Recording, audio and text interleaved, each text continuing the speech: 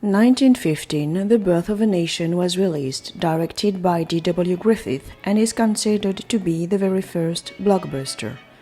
It is also the very first feature film to be shown in the White House, attended by President Woodrow Wilson and members of his cabinet in the presence of the film director and the author of The Klansman, Dixon, whose book was the source material for the scenario. Combining fiction and history, the film chronicles the story of two families, the Stonemans from the north and the Camerons from the south.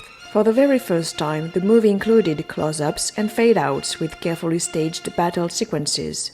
These new techniques both influenced the film industry and American culture. The picture establishes a narrative structure still copied by modern Hollywood today. However, it also became a powerful tool credited with reviving the Ku Klux Klan, who adopted the movie as a recruitment tool. The organization is depicted as protecting white women and disenfranchised white voters from being victimized by African Americans, portrayed as being savages.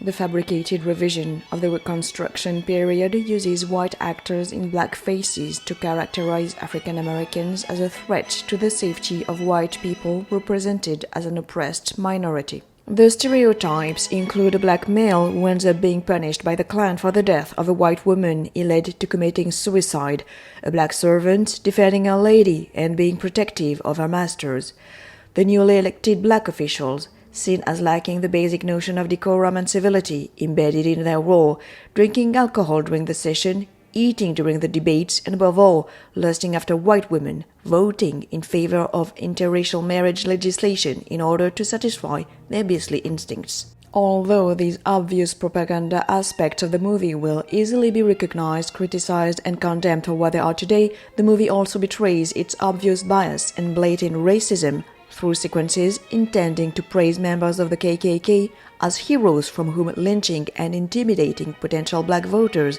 is perfectly legitimate and justified. Viewers today will spot these clips as shocking, along with the Southern states' way of life sustained by slavery as cruel, unfair, unacceptable, and outrageous. What used to be an ode to a revised history can barely qualify as misleading and has to be acknowledged as glorifying violence from white supremacists.